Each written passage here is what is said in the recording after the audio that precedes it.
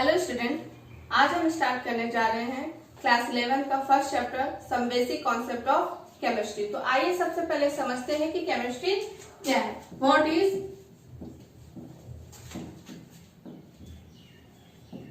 Chemistry?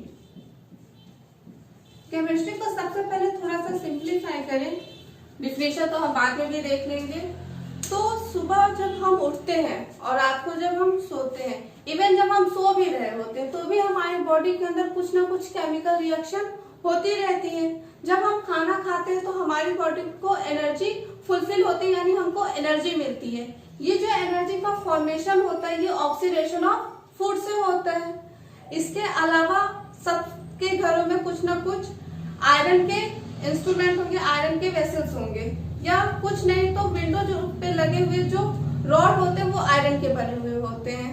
Air और water के contact में आते हैं, उसमें ब्राउन कलर का स्ट्रक्चर का फॉर्मेशन हो जाता है जिसे हम रस्ट बोलते हैं, जंग बोलते हैं। तो यहाँ पे भी जो जंग का फॉर्मेशन हो रहा है वो भी क्या है? केमिस्ट्री है, क्योंकि वहां पे भी कुछ ना कुछ केमिकल चेंजेस आ रहे हैं। इसके अलावा भी देखें, क्लाउड्स का जो फॉर्मेशन होता है, जो बारिश होती है, ये भी केमिस्ट्री से रिलेटेड है। हमारी बॉडी के अंदर खुद भी कई सारे जो एंजाइम्स हैं, हार्मोन्स हैं, जो भी केमिकल रिएक्शन चल रही है, एटीपी का फॉर्मेशन, एडीपी का फॉर्मेशन, ये सब आप 10th क्लास में ऑलरेडी पढ़ के आ चुके हैं कि एटीपी और एडीपी क्या होती है। ये एनर्जी करेंसीज होती है। तो इन सभी का जो फॉर्मेशन होता है ये भी केमिकल रिएक्शन से ही होता है। मीन्स हमारे इन्वायरमेंट में हर एक जगह होने वाले जो भी चेंजेस हैं वो सभी चेंजेस डायरेक्टली रिलेट करते हैं केमिस्ट्री से। तो केमिस्ट्री को अगर आप डिफाइन करें, ये तो जनरलाइज फॉर्म हो गया कि आसपास होने वाले जितने भी चेंजेस होते हैं वो सभी चेंजेस केमिस्ट्री के अंदर इंक्लूड किए जाते हैं। तो डिफिनीशन क्या होगी केमिस्ट्री की? तो केमिस्ट्री को अगर हम डिफाइन करें तो केमिस्ट्री क्या है? Study of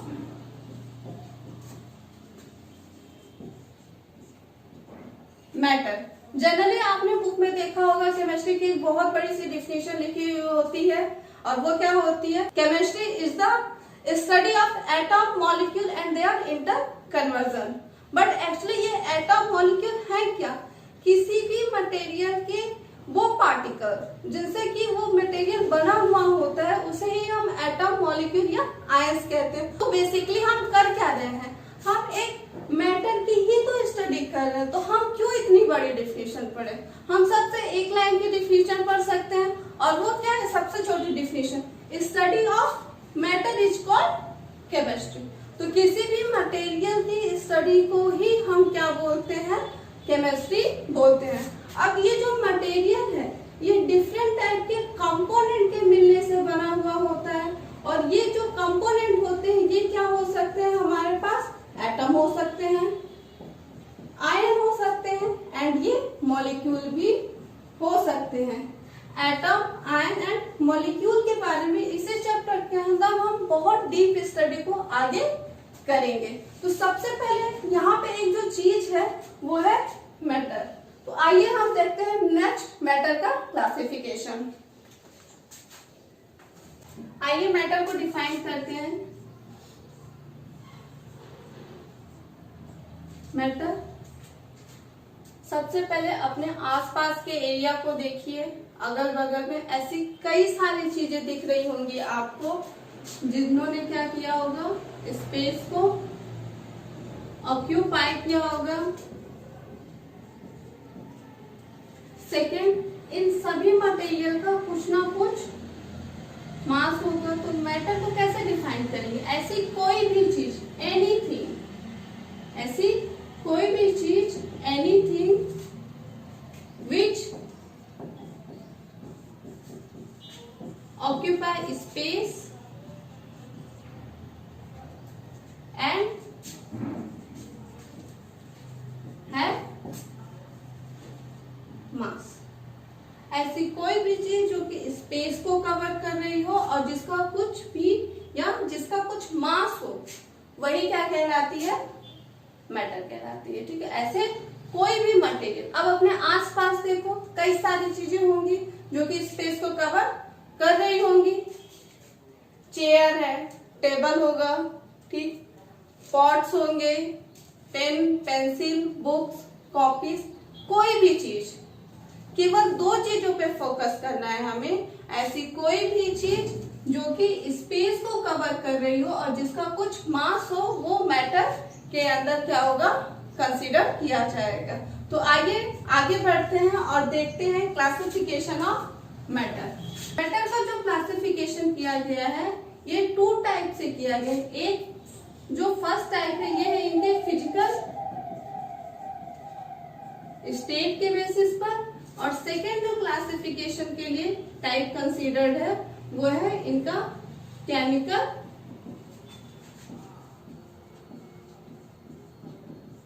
composition. Physical state के बेसिस पर हमारे पास 3 स्टेट्स होती हैं, छोटी क्लासेस से हम पढ़ते आ रहे हैं, सॉलिड, लिक्विड एंड गैस। तो फिजिकल स्टेट के बेसिस पर जो मैटर होते हैं ये 3 टाइप्स के होते हैं, सॉलिड, लिक्विड एंड गैस। आइए वन बाय वन पहले सॉलिड, लिक्विड एंड गैस को देखते हैं। सॉलिड, सॉलिड क्या होंगे, ये रिजिड होते हैं। रिजिड मीन्स टफ होते हैं, इनको हम कंप्रेस नहीं कर सकते हैं, जिनको हम दबा नहीं सकते हैं, वो सभी चीजें क्या होती हैं, सॉलिड होती हैं। तो वन वर्ड में, एक शब्द में अगर हम सॉलिड को डिफाइन करें तो वो सारी चीजें जो कि रूम टेम्परेचर पे, रूम टेम्परेचर यानी जिस टेम्परेचर पे अभी भी हम प्रेजेंट है, जिसे हम 25 डिग्री सेल्सियस बोलते, तो 25 डिग्री सेल्सियस पर कोई भी मटेरियल जो कि रिजिड हो वो सॉलिड होता है। और आगे सॉलिड के कैरेक्टरिस्टिक्स को देखें तो नेक्स्ट जो कैरेक्टरिस्टिक्स होगा, अभी बताया कि ये रिजिड होते हैं, मीन्स ये इनकम्प्रेसिबल होते हैं, जिनको हम कंप्रेस नहीं कर सकते। तो ये क्या होते हैं, नॉन कंप्रेसिबल होते हैं, इन्हें कंप्रेस नहीं किया जा सकता है, रिजिड है। इसके लिए एक और वर्ड यूज कर सकते हैं हम, ये कैसे होते हैं, ये हार्ड होते हैं।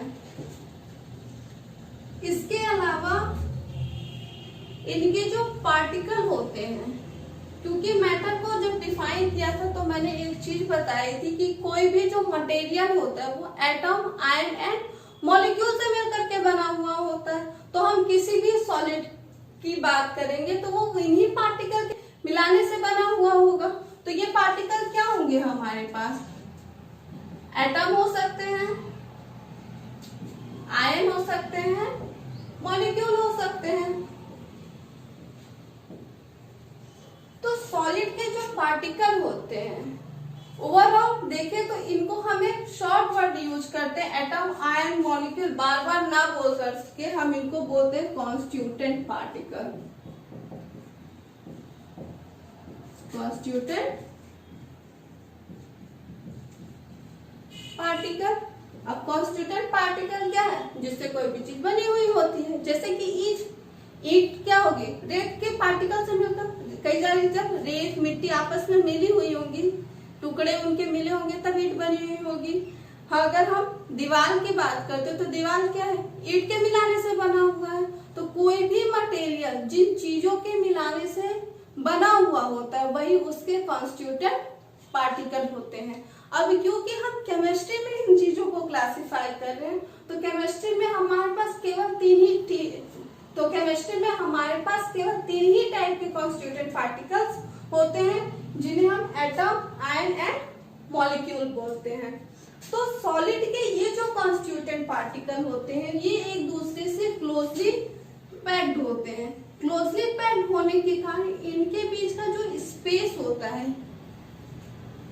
इंटरमॉलिक्यूलर स्पेस सुना हुआ होगा आपने, पर ये इंटरमॉलिक्यूलर स्पेस है क्या, अगर ये इस तरीके से हमारे कॉन्स्टिट्यूटेंट पार्टिकल यहाँ पे प्रेजेंट है तो कॉन्स्टिट्यूटेंट पार्टिकल के बीच का ये जो एरिया दिख रहा है, ये जो स्पेस दिख रहा है, इसे स्पेस को हम इंटरमॉलिक्यूलर, क्योंकि हमने पार्टिकल लिया हुआ है यहाँ पे तो इसे हम बोल सकते हैं इंटर पार्टिकल स्पेस। तो सॉलिड के केस पे इंटर पार्टिकल जो स्पेस होता है ये निग्लिजिबल होता है, और इसी इंटरमोलिकुलर स्पेस के निग्लिजिबल होने के कारण यानी मिनिमम होने के कारण ये रिजिड होते हैं, नॉन कंप्रेसिबल होते हैं, जिन्हें हम कंप्रेस नहीं कर सकते।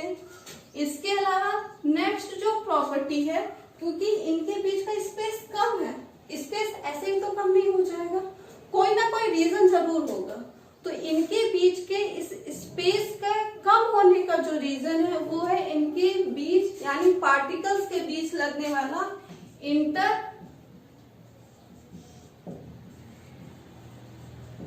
पार्टिकल अट्रैक्शन, जिसे आप अभी तक इंटरमॉलिक्यूलर फोर्स ऑफ अट्रैक्शन के नाम से जानते हैं। क्योंकि हमारे पास अभी हम पार्टिकल तो हमारे कंफर्म नहीं है, इसलिए इन्हें हम मॉलिक्यूल्स ना बोल करके हम क्या बोल रहे हैं, पार्टिकल्स बोल रहे हैं। तो यहाँ पे जो इंटर पार्टिकल अट्रैक्शन होता है ये बहुत ज्यादा होता है, बहुत हाई होती है एज कंपेयर टू इंटरमॉलिक्यूलर या इंटर पार्टिकल स्पेस।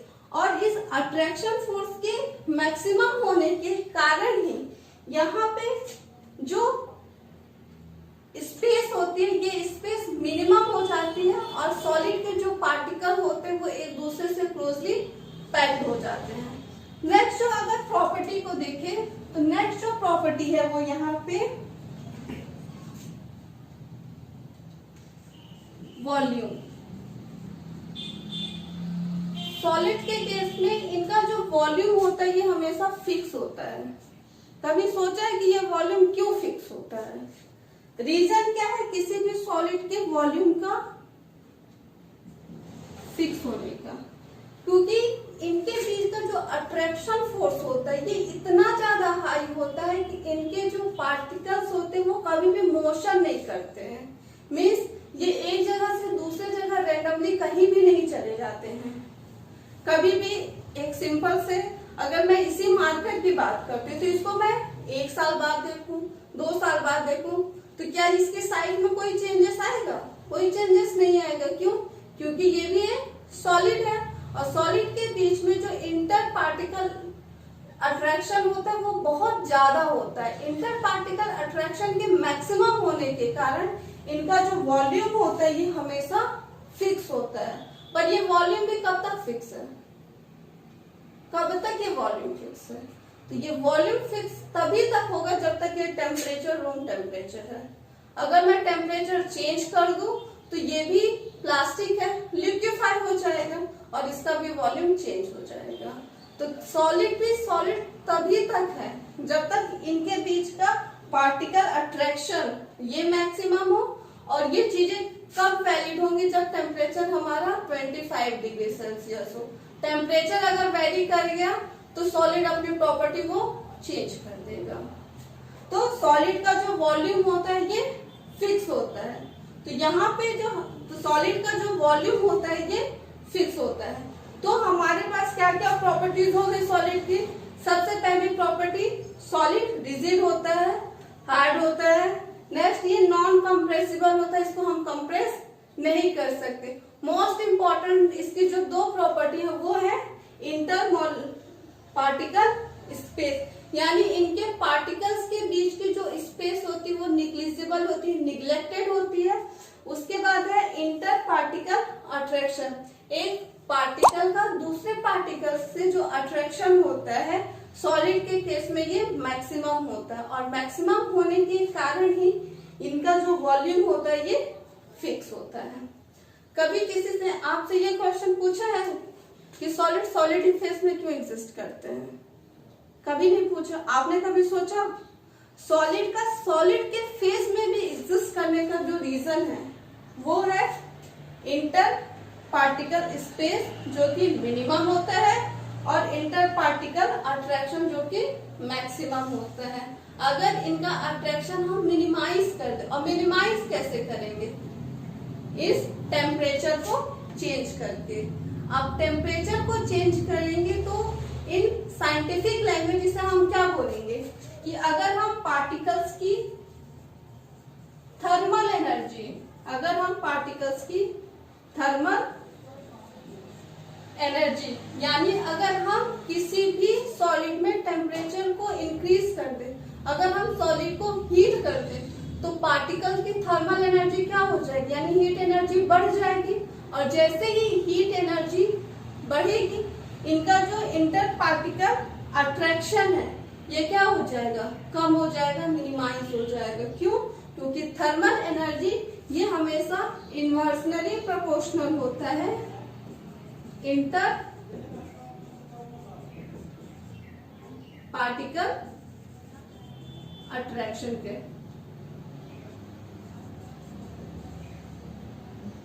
तो थर्मल एनर्जी को इंक्रीज करके हम सॉलिड के स्टेट को भी चेंज कर सकते हैं। नेक्स्ट जो फिजिकल स्टेट है वो है लिक्विड। लिक्विड के केस में क्या होता है कि ये फ्लूइड नेचर के होते हैं। फ्लूइड मीन्स फ्लो, ये बहते हैं एक जगह से दूसरे जगह। कैसे बहते हैं? कभी फर्श पे पानी आपने गिरा हुआ देखा होगा, वो भी क्या होता है, मूवमेंट को शो करता है, पर सॉलिड के केस में मूवमेंट नहीं थी। लिक्विड के फ्लो होने का जो कारण होता है वो उसके फ्लूइड नेचर के कारण होता है। अब ये फ्लूइड नेचर का क्यों होता है, तो इनके भी पार्टिकल्स की स्टडी अगर हम करें तो सॉलिड के कंपेयर में लिक्विड जो पार्टिकल होते हैं लिक्विड्स के, ये एक दूसरे से थोड़े से डिस्टेंस पे होते हैं। अब डिस्टेंस पे होने के कारण इनका इंटर पार्टिकल जो स्पेस होता है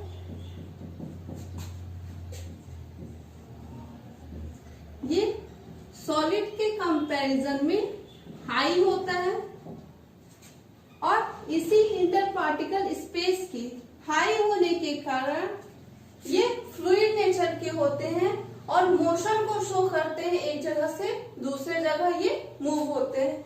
अगर इनके बीच का इंटर पार्टिकल स्पेस हाई है तो रीजन क्या है इनके पार्टिकल्स के बीच में स्पेस के हाई होने का, तो वो रीजन है इनके बीच इंटर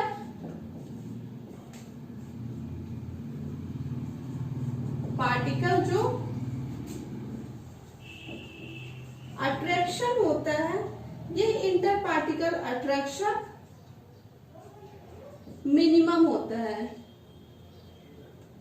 इंटर पार्टिकल अट्रैक्शन के मिनिमम होने के कारण ये स्पेस हाई हो जाता है, जिसके कारण लिक्विड फ्लूइड नेचर को शो करते हैं और एक जगह से दूसरी जगह ये मोशन को भी शो करते हैं।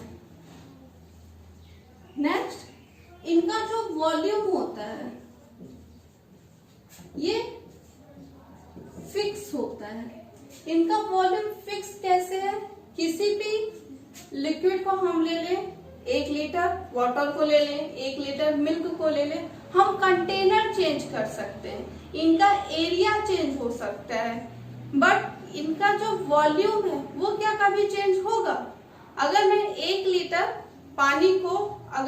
लीटर पानी को किसी भी बकेट में डाल दूं या बॉटल में डाल दूं, टब में डाल दूं, तो वहां पे क्या हो रहा है, उसका शेप चेंज हो रहा है, पर क्या वॉल्यूम चेंज हो रहा है? वॉल्यूम चेंज नहीं हो रहा है।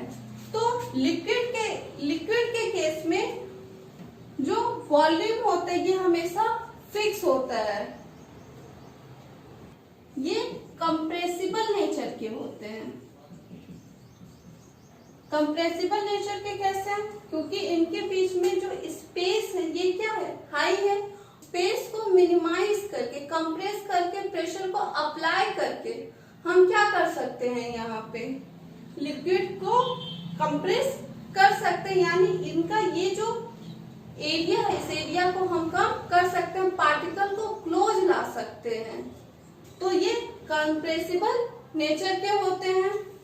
नेक्स्ट जो स्टेट ऑफ मैटर है वो है गैसियस स्टेट ऑफ मैटर या फिजिकल स्टेट के बेसिस पर नेक्स्ट जो टॉपिक है वो है हमारा मैटर का गैसियस स्टेट। गैसियस स्टेट की बात करें तो इस केस में भी ये कैसे होते हैं, ये भी फ्लूइड नेचर के होते हैं मीन्स ये भी क्या करते हैं, फ्लो करते हैं, एक जगह से दूसरे जगह जाते हैं। हवा बहती हुई रहती है, रुकी हुई तो नहीं रहती है एक जगह से एक ही जगह पे, वो एक जगह से दूसरे जगह तक मोशन करती है, मूवमेंट करती है। तो जो गैस होते हैं ये फ्लूइड नेचर के होते हैं, ये फ्लो करते हैं।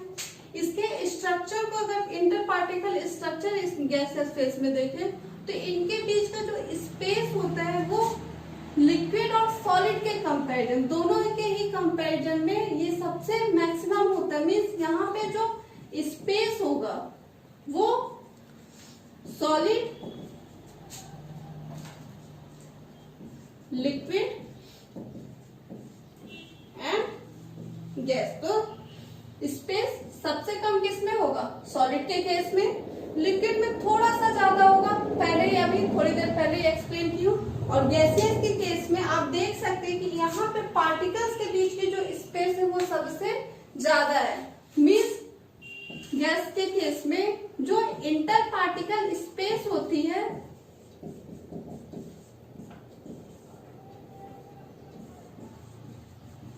ये मैक्सिमम होती है। स्पेस के मैक्सिमम होने का रीजन क्या है, क्योंकि यहाँ पे जो इंटर पार्टिकल अट्रैक्शन होता है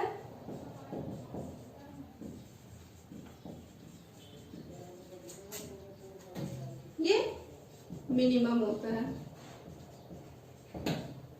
यहाँ पे स्पेस मैक्सिमम है, इसलिए गैस तीनों स्टेट ऑफ मैटर में सबसे ज्यादा कंप्रेसिबल नेचर के होते हैं। इसको कैसे समझ सकते हैं, होली के टाइम पे पिचकारी वगैरह खेली होगी आपने, अगर उसको एक साइड से उस पे हाथ से उसकी स्पेस को कवर कर ले, जो होल होता है उसमें अगर उसको कवर कर ले और सेकेंड साइड से अगर पिस्टन से उसको प्रेस किया जाए तो एक डिस्टेंस तक ही पिस्टन क्या हो सकता है, प्रेस हो सकता है। वो एक डिस्टेंस के बाद पिस्टन को हम कितना भी वहां पे प्रेशर को अप्लाई कर ले उससे आगे मूव नहीं कर सकते। रीजन क्या होता है, क्योंकि वो जो एरिया होता है उस एरिया में गैसेस प्रेजेंट होती हैं।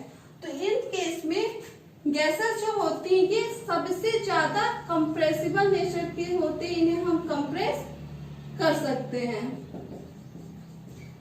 ऐसे भी समझ सकते हैं, घर पे जो सिलेंडर होते हैं एलपीजी के, उसकी नॉब को ऑन कर दिया जाए तो सिलेंडर में रखी हुई जो गैस होती है वो पूरे कमरे में फैल सकती है।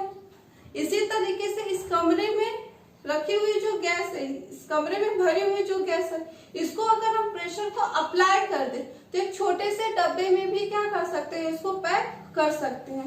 रीजन क्या है, क्योंकि यहाँ पे स्पेस इतना ज्यादा मैक्सिमम होता है जिसके कारण इनके जो पार्टिकल्स होते हैं वो एक दूसरे से मैक्सिमम डिस्टेंस पर प्रेजेंट होते हैं।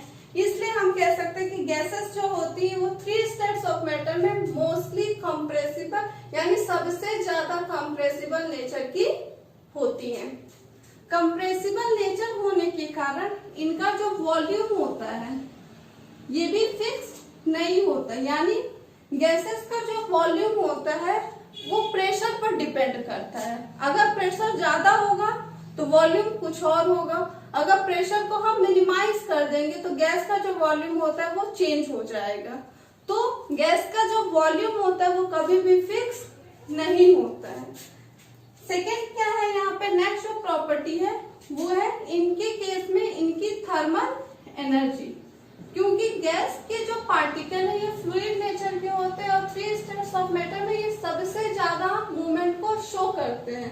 तो रीजन क्या है इनके मैक्सिमम मूवमेंट को शो करने का, और वो रीजन ये है कि गैसियस केस में या गैसियस सिस्टम में जो थर्मल एनर्जी होती है ये थर्मल एनर्जी मैक्सिमम होती है, यानी गैस के पार्टिकल के बीच में जो थर्मल एनर्जी होती है, हीट एनर्जी होती है, वो मैक्सिमम होती है। और इसी हीट एनर्जी के मैक्सिमम होने के कारण जो अट्रैक्शन होता है वो कम हो जाता है और स्पेस बढ़ जाता है। नेक्स्ट जो क्लासिफिकेशन है वो है केमिकल कंपोजिशन के बेसिस पर। केमिकल कंपोजिशन मीन्स कोई भी मटेरियल हमारा किन चीजों से बना हुआ है, केमिकल स्ट्रक्चर क्या है उसका, इसके बेसिस पर जो मटेरियल होते हैं इनको क्लासिफाई किया गया है दो पार्ट्स में। एक होते हैं हमारे प्योर सब्सटेंस एंड सेकेंड होता है मिक्सचर। सबसे पहले देखते हैं मिक्सचर। मिक्सचर क्या? सबसे सिंपल वे जो हम भेलपुरी खाते हैं। भेलपुरी क्या है? वो भी मिक्सचर है, क्योंकि किसी भी चीज का कोई भी कंपोजिशन फिक्स नहीं होता। कुछ भी उठाओ मिला दो वो क्या हो गई? भेलपुरी हो गई। तो मिक्सचर भी सेम वही चीज है, जहां पे भी कंपोजिशन फिक्स ना हो, कंपोजिशन फिक्स ना हो, उन कंपोनेंट या जो मटेरियल वहां पे हमको मिलता है उसे हम मिक्सचर बोलते हैं। मिक्सचर को क्लासिफाई किया गया है टू टाइप से। एक है होमोजीनियस मिक्सचर, एक है होमोजीनियस मिक्सचर। होमोजीनियस मिक्सचर क्या है? गर्मी के टाइम है, आप सभी लोग घर पे शरबत बनाते होंगे। अब शरबत पे क्या होता है? Sugar and water. अब जब शक्कर पानी में घुल जाता है तो क्या अलग अलग ये दिखाई देते हैं कि यहाँ पे एक शक्कर है, दूसरा शक्कर ग्लास के अंदर यहाँ पे है, या ऐसे ये एक ग्लास है, यहाँ पे पानी रखा हुआ है, तो शक्कर एक यहाँ पे है, दूसरा शक्कर यहाँ पे है। इस तरीके से तो नहीं दिखाई देता है। शक्कर पानी में क्या होता है? एक समान यानी यूनिफॉर्मली क्या हो जाता है? डिसॉल्व हो जाता है, घुल जाता है। तो जहां पे दोनों कंपोनेंट एक दूसरे में यूनिफॉर्मली डिसॉल्व हो जाते हैं, कंपोजिशन यहाँ पे भी फिक्स नहीं है कि हमको एक ग्लास में केवल एक चम्मच ही डालना है। सिर्फ हमें ये देखना है कि वो उसमें यूनिफॉर्मली मिल रहा है या नहीं मिल रहा है। तो क्योंकि शक्कर पानी में पूरी तरीके से यूनिफॉर्मली डिसॉल्व हो जाता है, इसलिए यहाँ पे जो ये मिक्सचर है ये होमोजीनियस मिक्सचर होगा। तो जहां पे भी कंपोनेंट्स आपस में यूनिफॉर्मली एक दूसरे में मिक्स हो जाए वो मिक्सचर होता है हमारा होमोजीनियस मिक्सचर। नेक्स्ट है हेट्रोजीनियस मिक्सचर। हेट्रोजीनियस मिक्सचर क्या होते हैं? सबसे सिंपल तरीके से रेत लो, रेत को पानी में डाल दो, तो क्या रेत और पानी एक दूसरे में कभी डिसॉल्व होते हैं? नहीं डिसॉल्व होते हैं। ये रहते साथ में पर कभी भी उसमें वो मिक्स नहीं होता। हम आसानी से देख सकते हैं कि रेत और पानी एक दूसरे से थोड़े ही टाइम में क्या हो जाते हैं? सेपरेट हो जाते हैं। तो जब दो कंपोनेंट एक दूसरे में यूनिफॉर्मली डिसॉल्व ना हो, वो एक दूसरे में एक समान रूप से नहीं मिले, तो वहां पे जो मिक्सचर फॉर्म होता है वो होता है हेट्रोजीनियस मिक्सचर। जैसे अगर हम तेल को पानी में डाल दें तो क्या तेल और पानी एक दूसरे में मिक्स हो जाते हैं? नहीं होते, वो एक दूसरे से सेपरेट हो रहते हैं। तेल अलग दिखता है, पानी अलग दिखता है। तो जहां पे भी कंपोनेंट आपस में यूनिफॉर्मली यानी एक समान रूप से मिक्स नहीं होते वो होता है हेट्रोजीनियस मिक्सचर। एग्जाम्पल यहाँ पे क्या लेंगे? Sand plus water and oil plus water. Next जो क्लासिफिकेशन है वो है प्योर सब्सटेंस का। प्योर सब्सटेंस ऐसे का मटेरियल होते हैं जहां पे जो कंपोजिशन होता है ये फिक्स होता है, यानी एट फिक्स कंपोजिशन। जब कंपोनेंट या पार्टिकल्स आपस में कंबाइन होते हैं तो वहां पे जो सब्सटेंस मिलता है वो होता है प्योर सब्सटेंस। ये भी दो टाइप के होते हैं। एक होते हैं हमारे एलिमेंट और नेक्स्ट होता है कंपाउंड। सबसे पहले एलिमेंट को देखते हैं। एलिमेंट क्या होते हैं? जब सेम टाइप के पार्टिकल्स कंबाइन होते हैं। कंबाइन हो रहे मतलब वो इंटरेक्ट नहीं कर रहे, केमिकल रिएक्शन नहीं कर रहे, वो जब सेम टाइप के पार्टिकल आपस में एक ग्रुप के एक साथ रहते हैं तो वहां पे जो मटेरियल हमको मिलता है वो एलिमेंट है। मीन्स खूब सारा हमने मटर ले लिया है और उसको एक कंटेनर में भर के रख दिया है, तो वो जो ग्रुप होगा एक मैटर का वो होगा एलिमेंट। तो यहाँ पे जो हमारे पास एलिमेंट्स हैं ये क्या है, ये एटम्स का ग्रुप होते हैं। तो एटम के ग्रुप को ही हम एलिमेंट बोलते हैं। तो हमारे पास जो एलिमेंट्स हैं ये 3 टाइप के हो सकते हैं। ये मेटल्स हो सकते हैं, नॉन मेटल्स हो सकते हैं, और थर्ड है मेटलॉइड्स।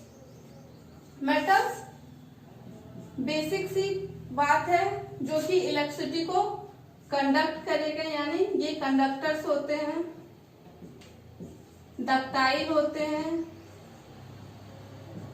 लस्टर होता है इनमें।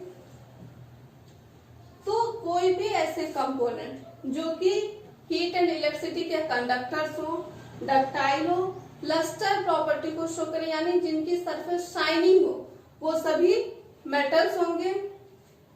इसके अलावा सबसे बेसिक चीज, ऐसे कोई भी कंपोनेंट जो कि किसी भी केमिकल रिएक्शन में इलेक्ट्रॉन को लूज करके मेटल पॉजिटिव आयन का फॉर्मेशन करते हैं, ये सभी क्या होंगे यहाँ पे मेटल्स के अंदर कंसीडर किए जाएंगे। या ऐसे लिख लो इसे, ऐसा कोई भी मटेरियल जो कि किसी भी केमिकल रिएक्शन में इलेक्ट्रॉन को लूज करता हो वो क्या होगा, मेटल होगा। नॉन मेटल्स क्या होंगे, ये बैड कंडक्टर्स होंगे, ये इलेक्ट्रिसिटी को कंडक्ट नहीं करेंगे, ना ही ये डक्टाइल होंगे,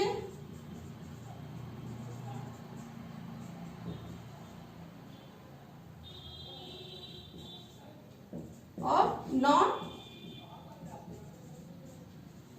लस्टर होंगे। मीन्स ये इलेक्ट्रिसिटी को भी कंडक्ट नहीं करेंगे, डक्टाइल नेचर के भी नहीं होंगे, और ना ही इनकी कोई स्पेसिफिक शाइन यहाँ पे प्रेजेंट होगी।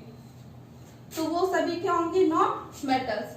जैसे मेटल किसी भी केमिकल रिएक्शन में इलेक्ट्रॉन को लूज कर रहे थे, उसी तरीके से ये जो नॉन मेटल होते ये किसी भी केमिकल रिएक्शन में इलेक्ट्रॉन को गेन करके metal non metal negative ion का फॉर्मेशन करते हैं। तो कोई भी ऐसा कंपोनेंट जो किसी भी केमिकल रिएक्शन में इलेक्ट्रॉन को गेन करता है वो नॉन मेटल्स होते हैं। अब सबसे बड़ी बात यह है कि ये मेटलॉइड्स क्या होते हैं।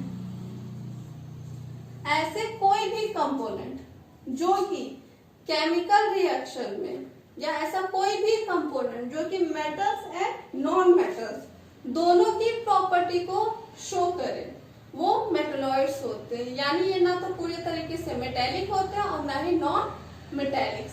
जैसे एग्जांपल देख लें, एंटीमनी एंड बिस्मथ। मेटल्स की क्या एग्जांपल है हमारे पास, sodium, potassium, aluminium, zinc, copper, ये सभी क्या है, मेटल्स हैं।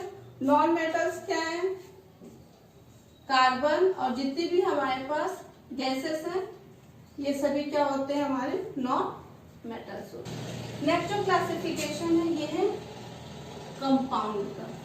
एलिमेंट क्या है, जब सेम टाइप के पार्टिकल आपस में रह रहे थे, ग्रुप था सेम टाइप के पार्टिकल्स का, तो उन्हें हम एलिमेंट कह रहे थे। इसी तरीके से जब डिफरेंट टाइप के पार्टिकल्स आपस में थ्रू केमिकल रिएक्शन कंबाइन होते हैं, यहाँ पे एक चीज बहुत ही क्लियरली मैं बता रही हूँ, कंपाउंड्स का जो फॉर्मेशन होता है ये होता है केमिकल रिएक्शन से। तो जब केमिकल रिएक्शन के थ्रू ये एलिमेंट्स या पार्टिकल्स आपस में कंबाइन होते हैं तो वहां पे जो मटेरियल फॉर्म होता है, जो स्टेट ऑफ मैटर हमको मिलता है, जो मैटर मिलता है एक्चुअली, वो कंपाउंड होता है। और कंपाउंड हमारे पास दो टाइप के होते हैं, एक होता है ऑर्गेनिक और दूसरा होता है इनऑर्गेनिक। ऑर्गेनिक वो सभी कंपाउंड जो कि ये सभी कंपाउंड जो कि कार्बन के मिल के बने होते हैं, जो कि कार्बन के मिलने से बने होते हैं, यानी compounds of carbon, compounds of carbon को ही हम बोलते हैं ऑर्गेनिक कंपाउंड। इनऑर्गेनिक कंपाउंड क्या होंगे? एक्सेप्ट कार्बन, कार्बन के कंपाउंड को छोड़ करके जितने भी टाइप के हमारे पास कंपाउंड प्रेजेंट होंगे वो सभी इनऑर्गेनिक कंपाउंड्स हैं।